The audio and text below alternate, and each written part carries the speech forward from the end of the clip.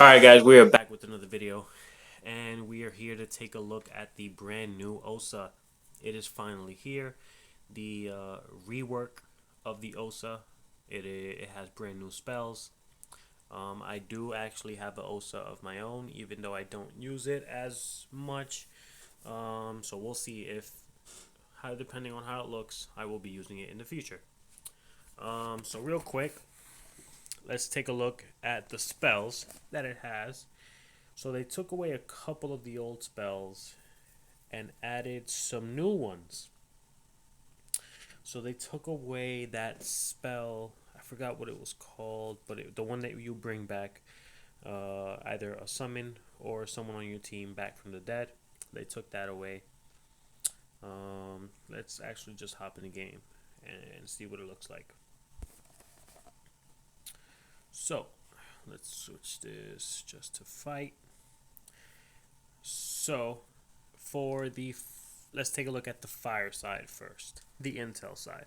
We still have the classic koala, and this is something new that you're going to see here. You can only summon one summon per turn. So this is a way to nerf the Osa.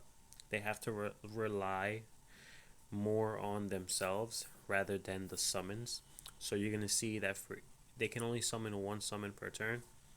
And once they are summoned, they get a 163 shield bonus onto them.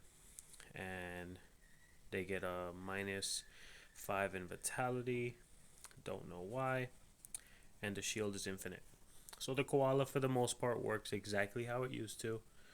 You can give Koala's Kiss to yourself, and then any damage you deal will deal damage and heal the Osa itself. Koala works exactly how it used to. And the dragon also kind of works exactly like it used to. So you still can deal the damage. I believe the damage is a little bugged right now. You can still place someone in the unhealable state. You can deal regular damage.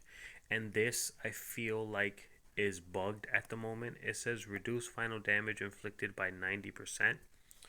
So it actually, when that is placed on an opponent, they basically deal like 60 to 100 damage per shot. So I do feel like they will work that out. And you can also do it every turn. So the opponent is basically dealing no damage to you every turn. I do feel like that's going to be worked on.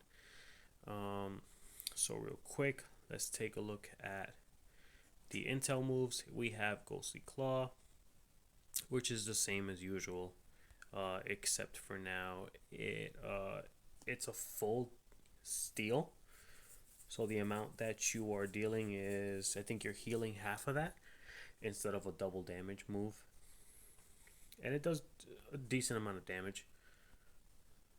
Right now I have the full intel set on. Burning Breath is a inline type of move. Also deals decent damage. We have Substitution, which is still here, but you can no longer. So if you switch with if you switch in the regular state with a summon, it kills them, and it no longer heals you. So you won't be healing from that anymore, and it deals damage. Let's take a look at the Agi moves.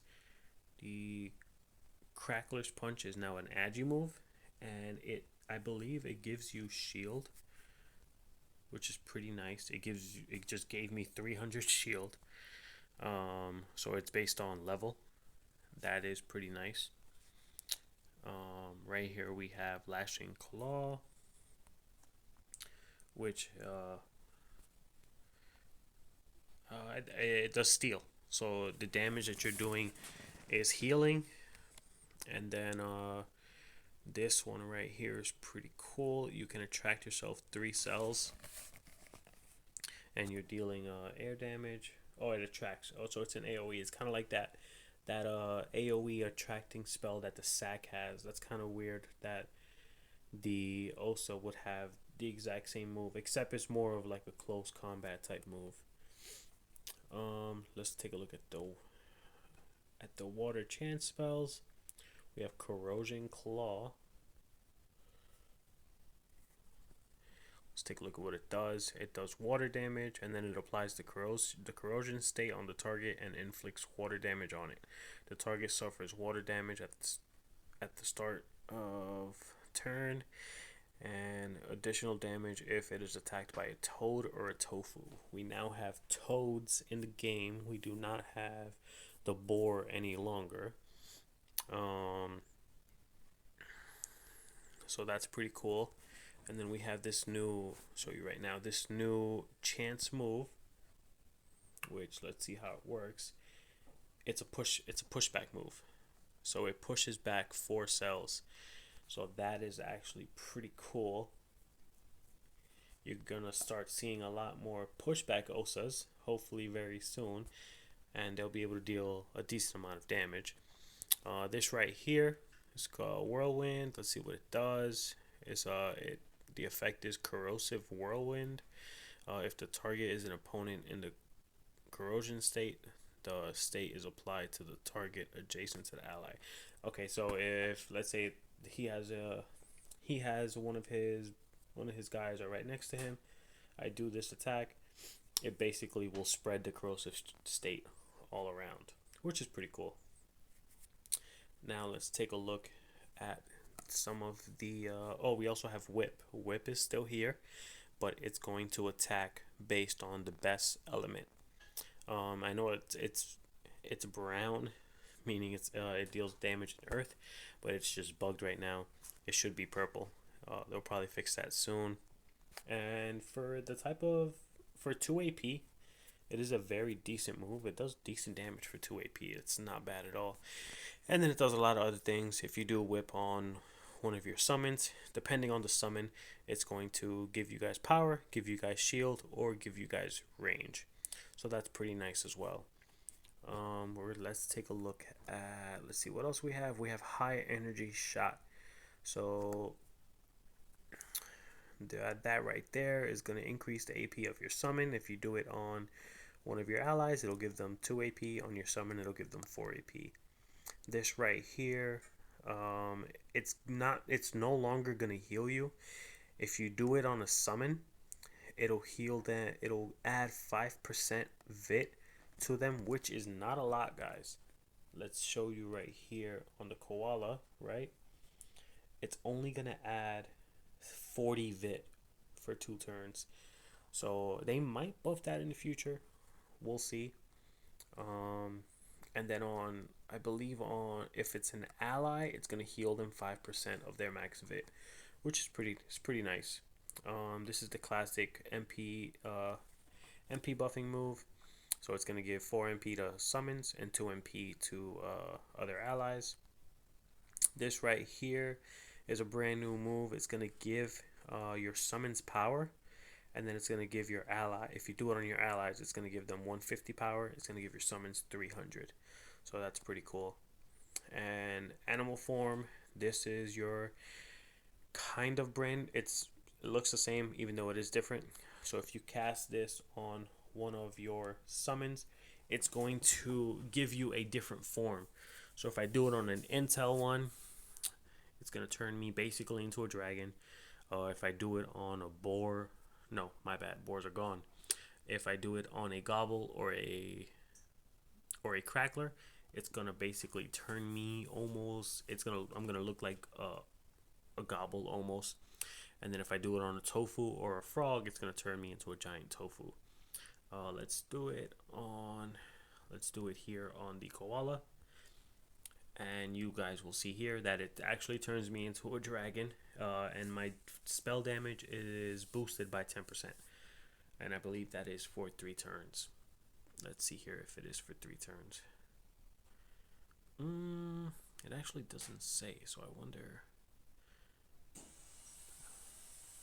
Yeah, I guess that's indefinite. So the damage does get buffed dramatically. You see here that some of the moves start changing. If I have allies standing next to my opponent when I'm damaging him, it'll actually heal the allies that are standing next to him. Burning Breath actually turns into an AoE, which is pretty cool. That deals a significant amount of damage. And Substitution, I believe. Also now, if let's say I have a summon there, it'll no longer kill my summon. You see, I'm able to switch places with it, and it won't kill them. So that's pretty cool. Let's see if I can take this form off, and we'll see. So you can, just so I can show you guys how it looks with all the other forms. So that is how the brand new Tofu looks. It actually looks pretty cool. Too bad we won't be seeing him for much longer, because we're going to turn into the animal form with it. And we actually turn into a giant tofu looking thing. So this is how the tofu looks. So this states that when I'm in this form, it'll no longer require a line of sight to be cast, but it still looks like I still need a line of sight to cast it. I'm not too sure. Maybe it's just bugged right now. And then for this spell, it says the caster is also repelled. So that's some things are still bugged at the moment. Obviously, the update just came out. So, and then right here it says the spreading area of corrosion state is increased. So if I do this while in the beast form, the spreading area of the corrosion will be greater. So it'll be a greater AoE. And it doesn't show it at the moment, I believe, because it is bugged. But later on it should show it once they've patched those things up. And right here we have the gobble. Let's turn it into the animal form with the gobble. Right here's what it looks like. And now I'll show you guys what the crackler's punch does. It'll basically give me additional shield. So right there it gave me 240.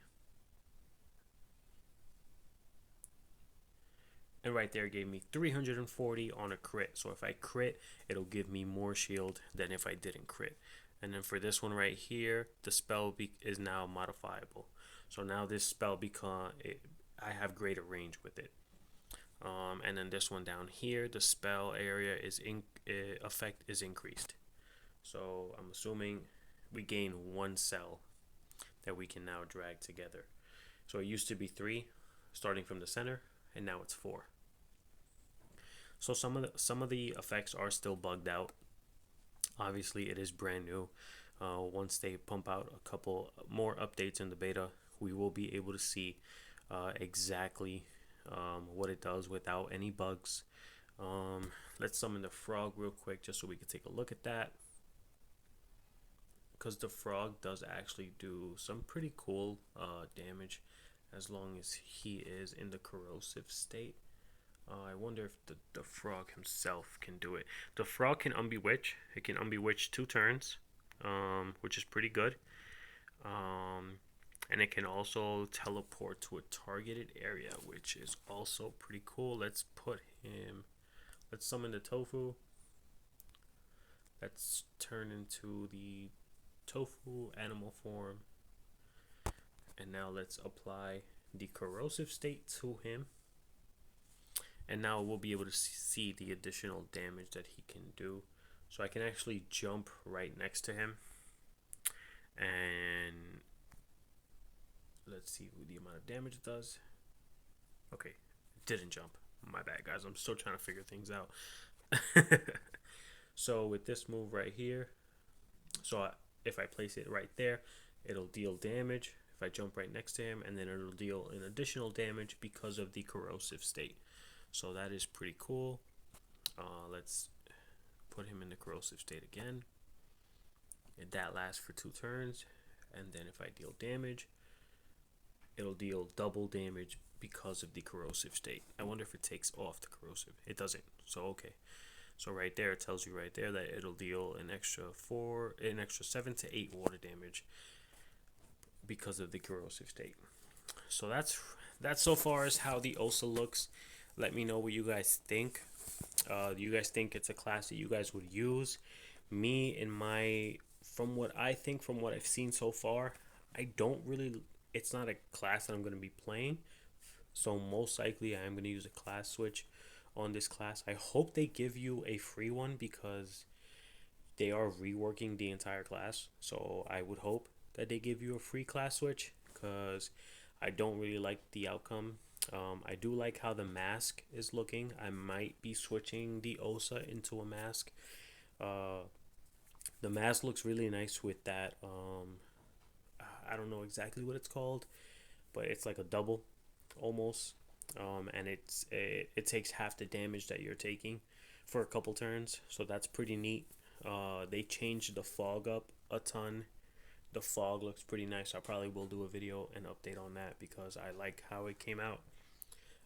Another class that got a couple changes was the sack, the chance sack. I wish they would have touched more on the other areas at the sack, like the earth and the agi one. I wish they would have touched more on that. That the sack now can add 2 MP and unbewitch himself, which is pretty cool. He could always unbewitch himself, but now it's gonna be he can add 2 AP as well, which is really nice for a sack to be able to add 2 MP whenever he wants. So let me know if you guys want to see those videos and what else from the update would you guys like to see.